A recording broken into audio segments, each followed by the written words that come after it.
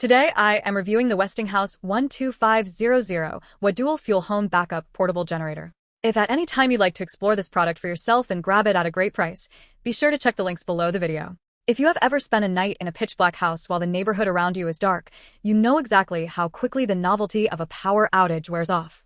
I have been running the Westinghouse 12500 dual fuel generator for about 3 months now, and after putting it through its paces during a few simulated outages and a week of heavy shop use, I have some very specific thoughts on whether this is the right backup power solution for your home. You can check the links below the video if you want to explore the current specs or see what the pricing looks like right now, but let's talk about how this machine actually performs in the real world.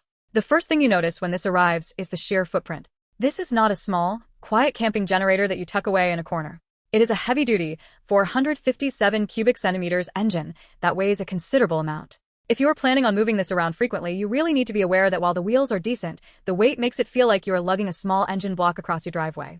However, that mass is exactly what you want when you are asking a machine to run your central air, your refrigerator, and your lights simultaneously. Powering this thing is where the dual fuel capability really shines.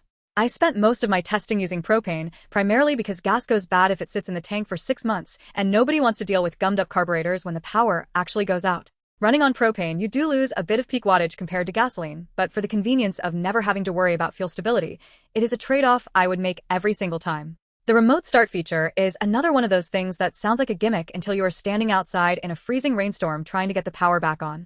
Being able to hit that key fob from the back porch is a massive quality of life improvement. Now, let's talk about the noise. If you are looking for something whisper quiet, you are looking at the wrong product. This generator is loud. It is a workhorse engine that demands to be heard. If you are planning to place this right outside a bedroom window, you're going to have a rough night of sleep. You need to account for a long enough extension cord or a proper transfer switch setup that allows you to keep the unit a good distance away from your living spaces. Regarding the build quality, the frame is solid and the rubber covers on the outlets are a necessary touch for outdoor use, though they can be a little stiff when the temperature drops. The digital VFT display is actually quite helpful. It gives you real-time voltage and frequency readouts, which I found to be very stable even when I kicked on the heavy appliances. I did notice that the assembly process, while minimal, is a bit annoying because the instructions are clearly written for someone who has never touched a tool before. If you have any mechanical common sense, you will breeze through it in 20 minutes, but make sure you have a decent socket set handy because the included tools are just barely serviceable. There are some real-world disappointments you should be prepared for. First, the fuel gauge on the gas tank is notoriously optimistic.